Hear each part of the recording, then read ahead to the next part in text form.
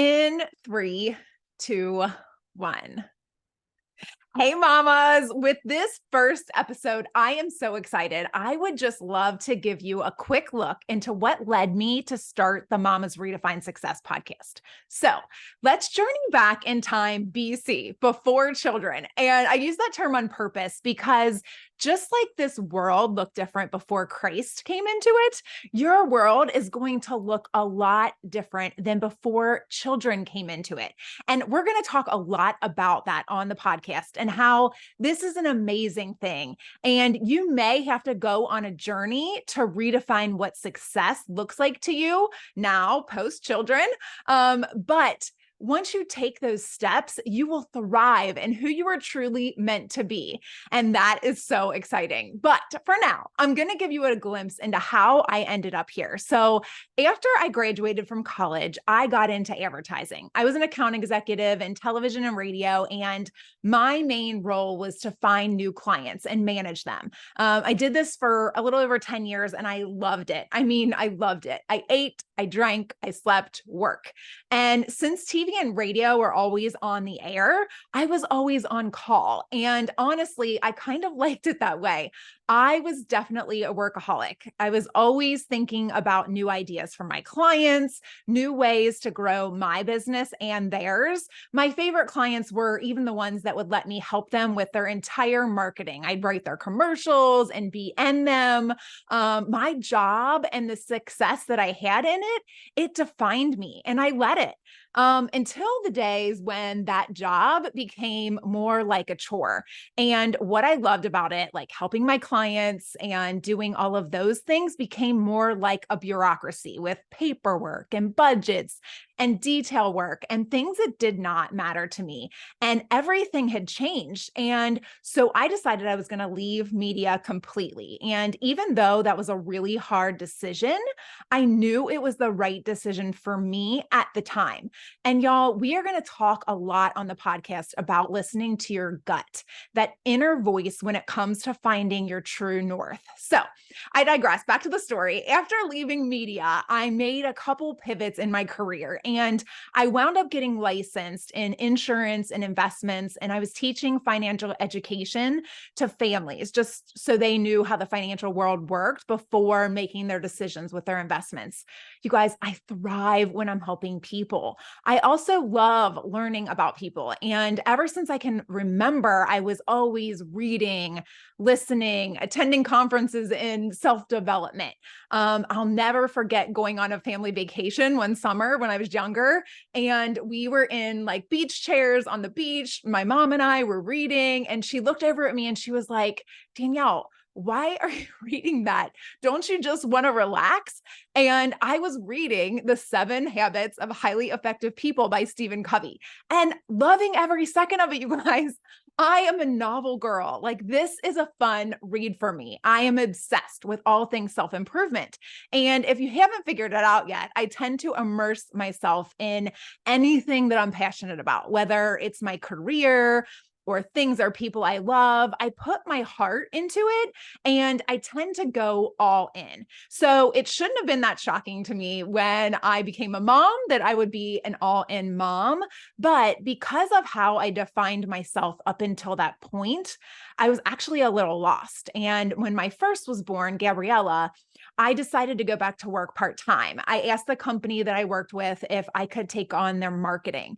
And so they essentially created a position for me to do that. And I was working 3 days a week.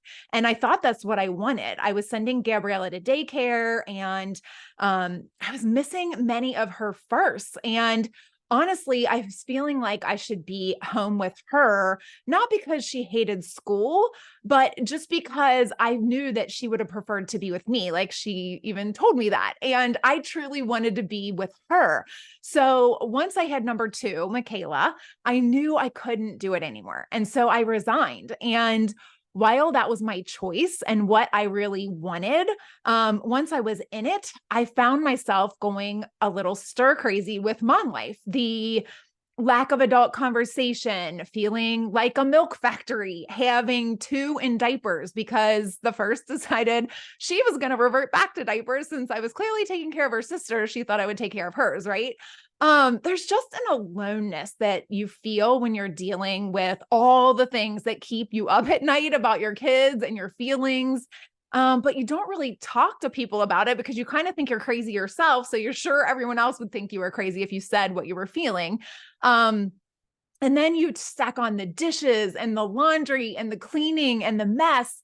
And, the way that you just give up caring about what yourself or what you look like, just because, you never really see any other adults other than maybe your husband and other moms picking up at preschool, that are pretty much in the same boat as you. And I just was drowning. I decided I needed to do something.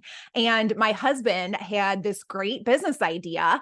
It was his idea though, but I really liked the idea and I wanted to, my entrepreneurial spirit kicked in and I was like, you know what?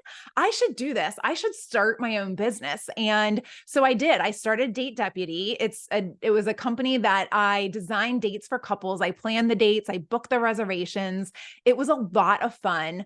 But around the same time, I was also a member of my college's local alumni association. And they asked me to enter their presidency run, which is a 4-year commitment. So I started the business and then I accepted that. And a big part of why I wanted to stay home with the kids in the first place was because I wanted to be involved with their school. So when Gabriella started kindergarten and Michaela was going to Tease preschool, she was going 2 days a week for a few hours a day. I started helping in my oldest daughter's classroom, her teacher each week. And then I volunteered to be the pod parent for the whole kindergarten pod.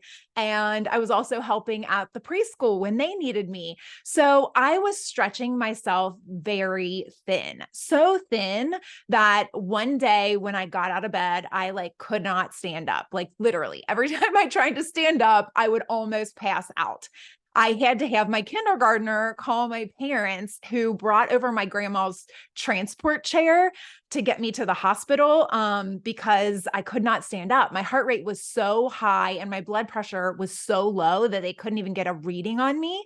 And they ran a ton of tests, MRIs, blood, heart monitors, all the things. They even decided they wanted to admit me and keep me overnight. They were keeping me on the heart floor because they were worried, I was worried. But the only thing they ever found that was wrong with me was my potassium was low, not alarmingly low. Y'all, nothing was wrong with me. And it was this huge wake up call for me. At the time, I actually thought it was God saying yo, Danielle, slow down.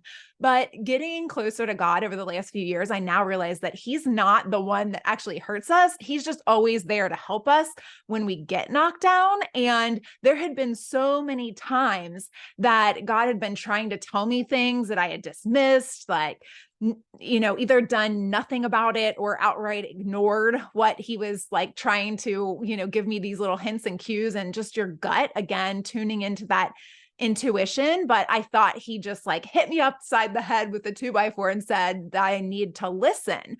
But I now know that he was just waiting for me there when I finally hit that wall.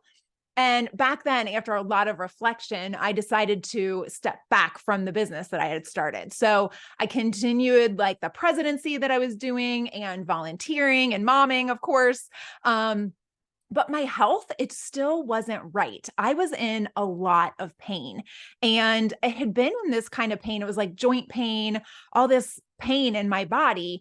And that had happened when I stopped feeding Gabriella, when I stopped breastfeeding her. But then fast forward to now, it was happening again. And so I started seeing all these specialists, and, they sent me to other specialists who ran tests and yada, yada, yada. finally they came up with a diagnosis of fibromyalgia. And the cure for that, if that's what you want to call it, is narcotics or just live with it, right? And I am not going to get on my soapbox about fibromyalgia or any of that right now.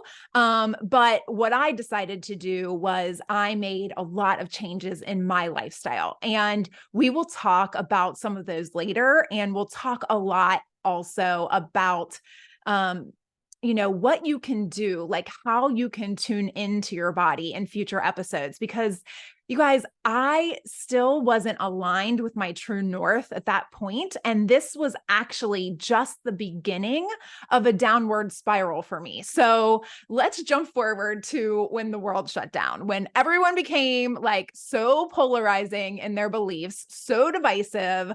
Let's face it, it was crazy in 2020, and I did not do well with it. I am sure you all know about this time and how everyone had super strong opinions that if you didn't agree with, not only were you wrong, but you were like evil or against them in some way, shape, or form. And y'all, I am an extrovert who likes to play devil's advocate, and nobody wanted that. And after months of being cooped up in my house with my germophobic husband and my two kids and all the COVID opinions, which led to political opinions and everything, I went to a dark place, like really dark. I never wanted to kill myself, but I didn't want to be alive anymore either. And I was actually upset at myself for bringing two children into this world. I was literally depressed, and I had never experienced anything like it before. It was everything I could do to get out of bed some days, much less take a shower or take care of the kids. And I had to pretend like everything was okay. At least I thought I did. I mean, I know I was not okay, and I didn't have to pretend that, but I did not tell a soul. And y'all, we'll talk about mental health a lot through all the episodes. And it wasn't until that point, I have had a lot of close family and friends who have struggled with depression and anxiety for a long time. And up until that point, I could never really wrap my head around it. I never really thought it was a choice they were making, but I did think that, it was something like they needed to be more positive or, but this was different. It was not like that at all. This is not a choice that people are making. I was super depressed.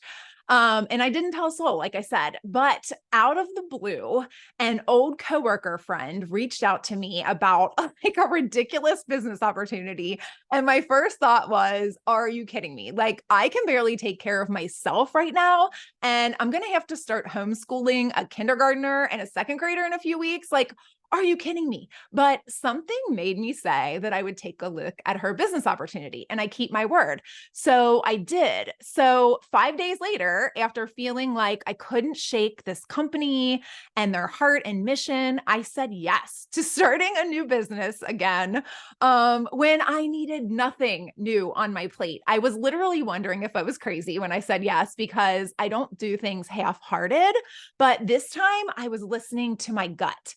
And I knew I wanted more for myself. And even though I was in this spiral and everything was going wrong, I just knew that something was there that was going to change my life. And this one decision, it did. It changed my whole life. At first, it just gave me something to do, which I loved, which was shop. I love shopping. And I started plugging into all the things that the founders and the leaders were doing, which this was brand new company at the time. And we had so much stuff going on. It was all amazing and inspiring and just super aligned with my values, because they want to change the world one person at a time by helping them feel good about themselves. And y'all, that's what I want to do. I want to help moms to feel good about themselves, to feel good about their lives, to really get to be present with their kids and their families and everyone in their life. So just like that one yes changed everything for me, You guys, I don't believe that anything happens by accident. Just like I don't believe you're still listening to me right now by accident. I believe you're meant to find this podcast so that something in you can change. And y'all, I don't want any of the credit for that change because you're the one who will have to do the work. As I mentioned before, I believe God is the reason that you found your way to listening to me today. So, um, you just need to listen to that impetus inside of you that is saying yes to something possibly that you've lost sight of. There is something that you need to do to change your life.